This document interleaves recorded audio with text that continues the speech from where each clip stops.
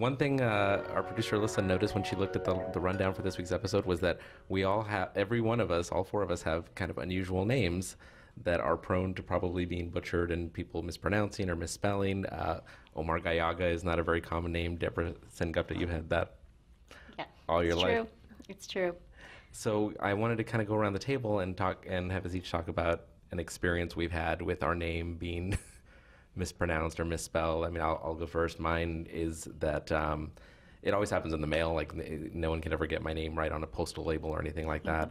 But because it sounds so much like Gallegos or Gallaga, like Gallaga, yes, Gallaga, yeah, the video game for real is the one that I was gonna say. yeah. And actually, my brother, who's Pablo Gallaga, he actually made a business card that has the logo of Gallaga, but just with two L's. He just added an L to it. Use it. So yeah, and I always tell people it's pronounced like tortilla. So. Deborah. There you go.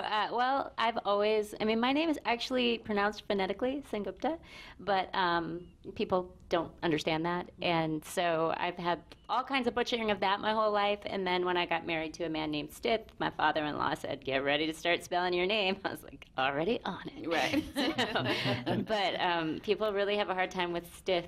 It's just Smith with a T, but it does, I like, going back to the video games and stuff, it makes me feel a little bit like a Star Wars villain. Oh, yeah. Yeah, like Sith, the Stith. Revenge of the Stith. Yeah. Nice. Mm-hmm. People say Deborah. They do, and it's really weird because people... Do they really? Well, sometimes, and I don't even mind that, and I really like the way people who speak Spanish say my name when they say Deborah, like that, but... it's kind of sexy. Yeah, Do they take out the O, Deborah? Yeah, that's what people do all the time, too. And for some reason, whenever I'm putting my name down for orders, people have a really hard time with, I'm like, it's Deborah. They're like, Rebecca? No. Charlie? Thomas. Pam. Baron. What about you, Chaka? Oh, yeah, well, see, I took on the name Chaka. It actually came to me kind of like in that waking up sleep time, I woke up about a year ago and was like, all right, my name is Chaka. I used to be known as J-Bro. And I work with kids all the time, a lot. And when I say Chaka, they're like, chocolate? My kid said that. They're like, Mr. charcoal? They really can't say, what's that? Oh, shotgun. That's another one. Shotgun? Like, no, Chaka. So, yeah, Chaka means warrior, and it's a Zulu word. And like I said, it just came to me, so, like, that's the name I've taken on. My actual name is Jonathan. That's not too hard to say. The name I took on, Key, was actually very easy. That's not an issue. I don't think I haven't had any issues with that. My government name, Ghislaine Jean, has always been an issue. Actually, first my family was very upset that I Englishified my name because it should actually be Ghislaine Jean because I'm from Haiti. So my folks were like, that's not how you say your name. You don't say that. So they were very upset about that at first. But obviously I went to school, and it was always like Ghislaine. Giselle. It was a Giselle.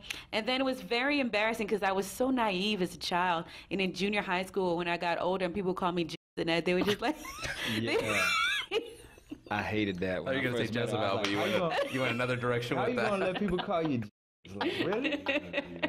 Yeah, that was always made me mad when I first knew it. Like, no, come on, now, stop that. I didn't think there was anything wrong with it at all. I did not register that at all.